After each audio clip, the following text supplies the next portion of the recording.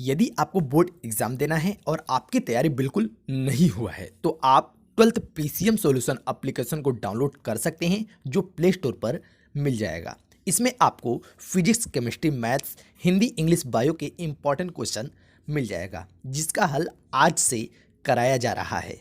हल का पीडीएफ लेने के लिए गूगल पर सर्च करें thestudyKnowledge.com। वहाँ पर सभी का हल आपको मिल जाएगा।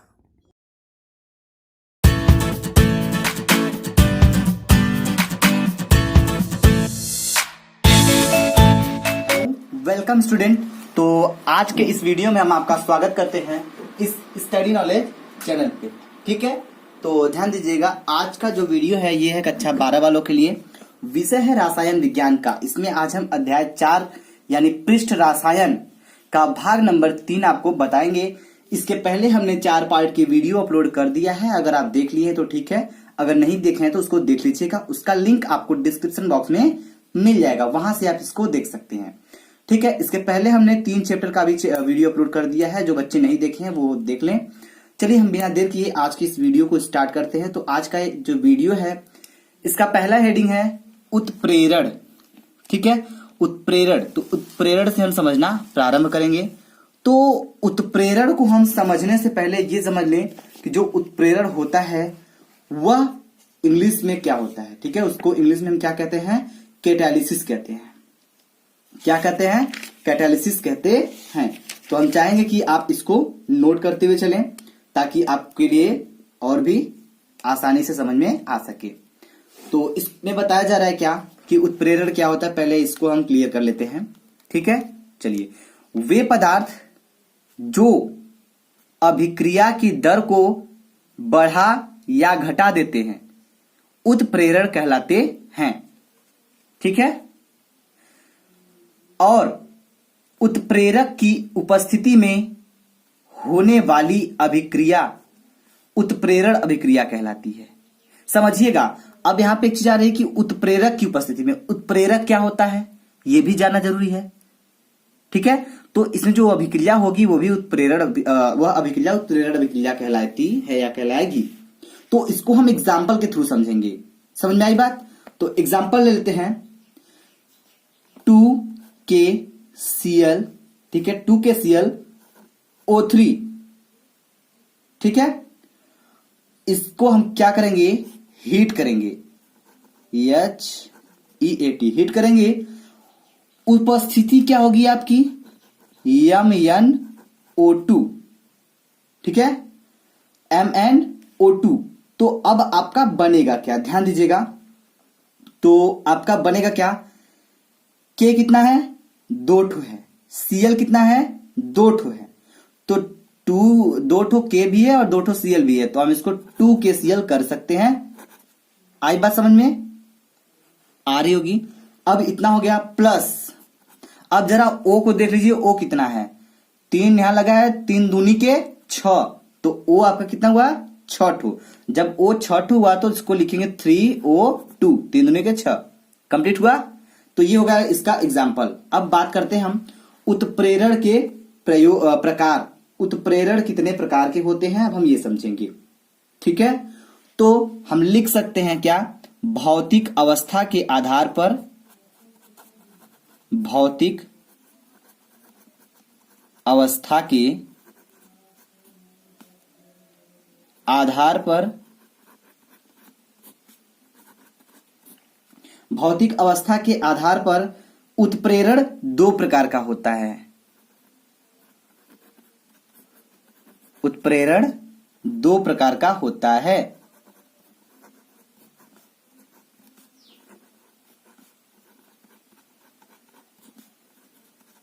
कौन कौन से होते हैं?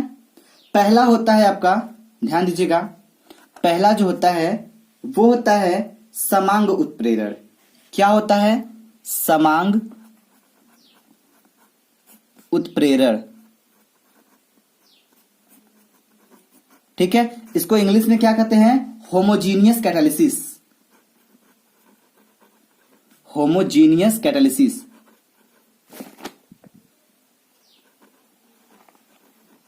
ठीक है, होमोजीनियस कैटालिसिस।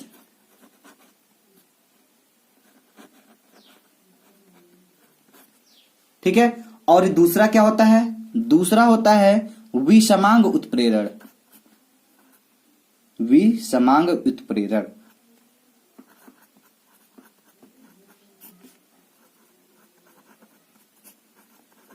ठीक है, इसको इंग्लिश में क्या कहते हैं, इसको इंग्लिश में कहते हैं हेट्रोजीनियस,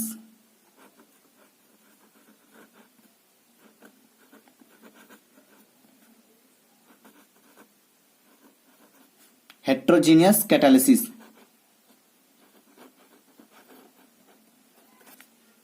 ठीक है, तो ये दो प्रकार के होते हैं, होमोजीनियस और हेट्रोजीनियस। अब हम इसको समझेंगे एकदम बेहतरीन तरीके से, तो ध्यान दीजिएगा। पहले समांग उत्प्रेरण को हम समझते हैं। ठीक है, समांग उत्प्रेरण यानी होमोजीनियस कैटालिसिस। ठीक है, तो समझिए, जब अभिकारक और उत्प्रेरक की भौतिक अवस्थाएं समान हो, ऐसे उत्प्रेरक को समांग उत्प्रेरण कहते हैं।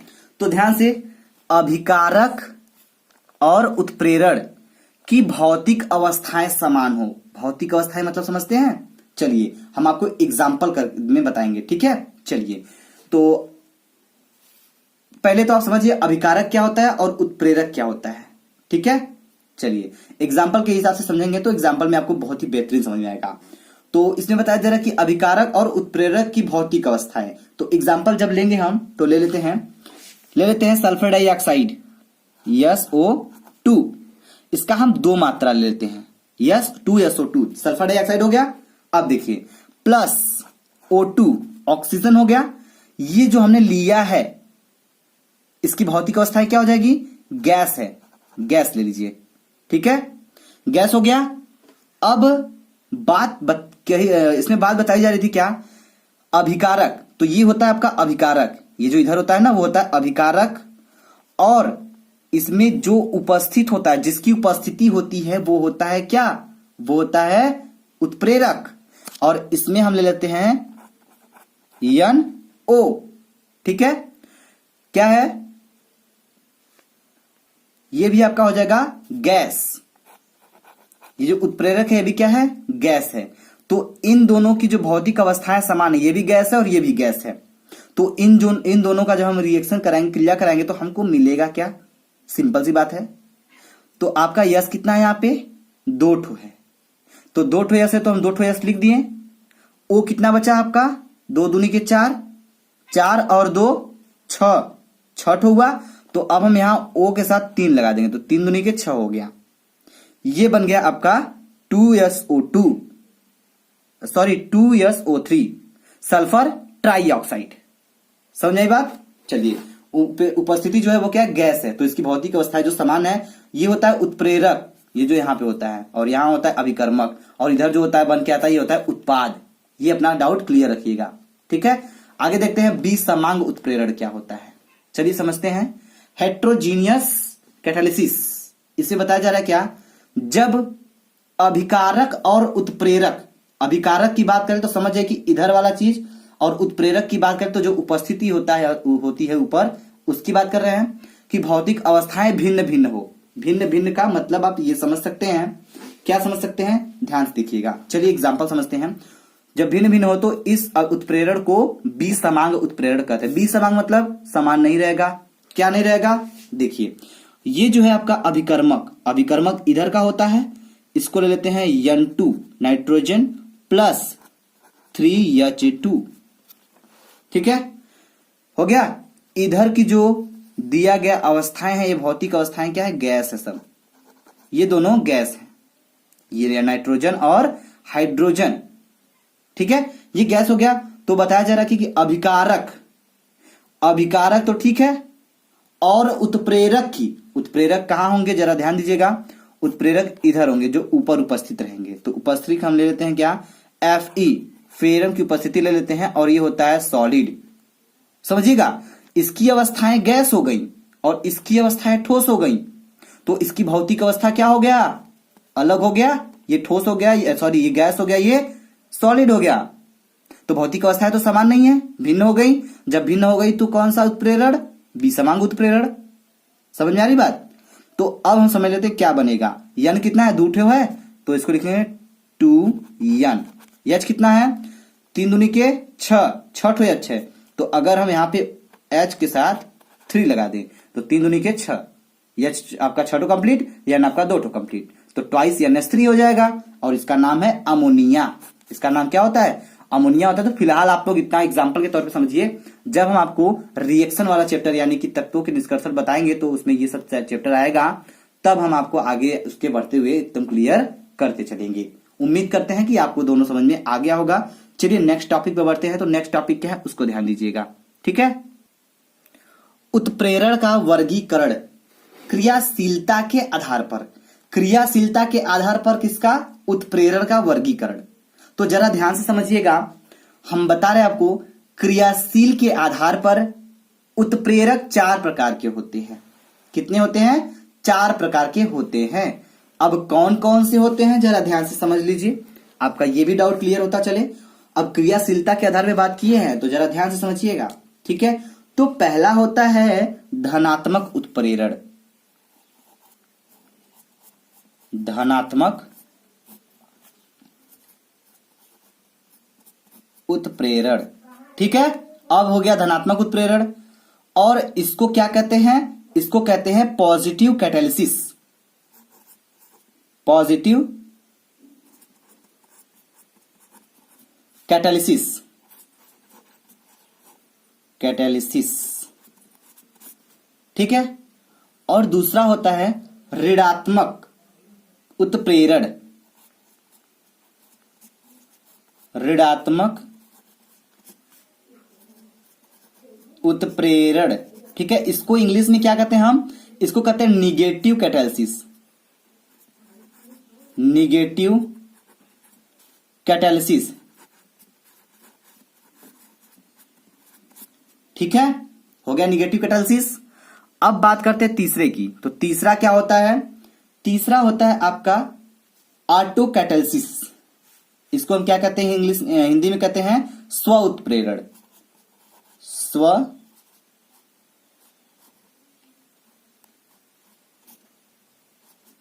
उत्प्रेरण, ठीक है। इसको कहते हैं ऑटो कैटालिसिस,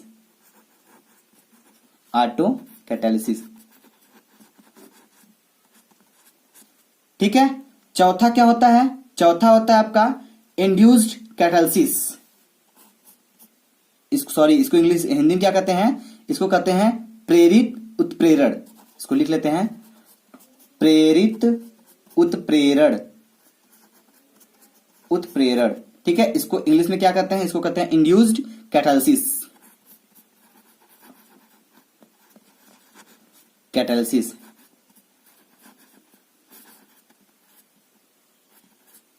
कैटालिसिस, ठीक है।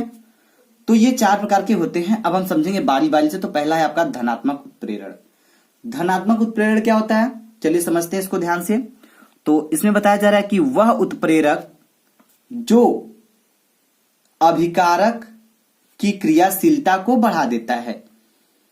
अभिकारक की क्रियाशीलता को बढ़ाने का मतलब जो अभिकारक है उसकी क्रियाशीलता को क्या करेगा, बढ़ा देगा। तो अभिक्रिया के दर बढ़ा देते हैं, धनात्मक उत्प्रेरक कराते हैं। जो अभिक्रिया की दर को बढ़ा देते हैं, अभिकारक की क्रियाशीलता को बढ़ाएंगे तो अभिक्रिया की दर बढ़ेगी, और जब अभिक्रिया का दर बढ़ेगा तो कौन सा उत्प्रेरक होगा आपका, धनात्मक उत्प्रेरण, उत्प्रेरक, ठीक है। तथा इस अभिक्रिया का धनात्मक उत्प्रेरण करते हैं। जरा ध्यान समझिएगा, इसको नोट कर लीजिए आप। अब हम एग्जाम्पल के थ्रू समझाएंगे इसको। तो धनात्मक उत्प्रेरण का मतलब ये होता है, क्या होता है, सिंपल सी बात है, समझ लीजिए। अगर हम इसमें एग्जाम्पल ले लें, जैसे छोटा सा एग्जाम्पल लेते हैं 2H2 प्लस O2 कर देते हैं। ध्यान दीजिएगा, उत्प्रेरक जो अभिकारक की क्रियाशीलता, ये अभिकारक है, और उत्प्रेरक, जरा ध्यान दीजिएगा, उत्प्रेरक, उत्प्रेरक का मतलब जो ऊपर है, तो ऊपर उपस्थिति जो है क्या है, CuSO4 की है, और ये जो उत्प्रेरक है ये इसकी क्रियाशीलता, इसकी क्रियाशीलता को बढ़ा रहा है। जब इसकी क्रियाशीलता को बढ़ा देगा तो क्या हो जाएगा, जो अभिक्रिया की दर है उसको बढ़ा देते हैं, बढ़ा देता है। तो जब ये होगा तो क्या होगा, धनात्मक उत्प्रेरण होगा। एग्जाम्पल समझेंगे आप। बनेगा क्या आपका बनेगा, ध्यान से देखिएगा,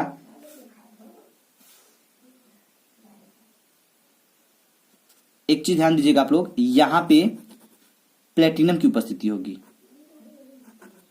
Pt, ठीक है, CuSO4 नहीं रहेगा। एक चीज ध्यान दीजिएगा एक चीज एग्जाम्पल में, ठीक है। तो आपका जो आएगा क्या हो जाएगा, H कितना है 4 हो गया, 2 दूनी के 4, तो H2 हो गया, 2 आगे लगा देंगे तो हो जाएगा 2H2, और O आपका 2 है तो यहाँ पे O लगा देंगे तो 2 आगे लगा हुआ है तो 2H2O कंप्लीट हो जाएगा। बस आपको इतना समझना है, ये आपका नहीं रहेगा, उपस्थिति इसकी रहेगी, ठीक है, और यही आपका उत्प्रेरक होगा। क्लियर है, आगे बढ़ते हैं, एक एग्जाम्पल और समझेंगे हम लोग, ठीक है, कोई दिक्कत तो है नहीं, चलिए समझ लेते हैं। तो अगला एग्जाम्पल होगा आपका क्या, Zn, ठीक है, प्लस H2SO4, जिंक है और सल्फ्यूरिक एसिड है। इसको हम रिएक्शन कराएंगे किसकी उपस्थिति में, CuSO4।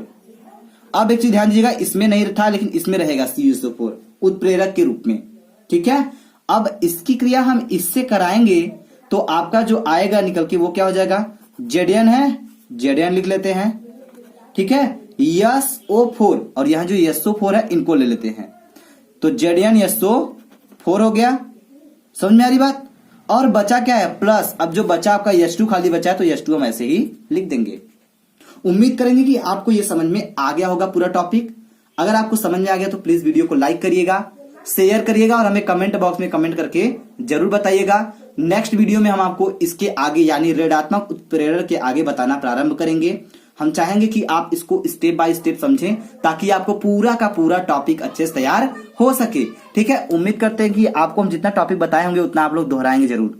तो चलिए, अगर आपको समझ में आता है तो प्लीज हमारे चैनल को जिसने सब्सक्राइब नहीं किया है वो चैनल को सब्सक्राइब कर लें, ठीक है। चलिए, thank you very much video देखने के लिए।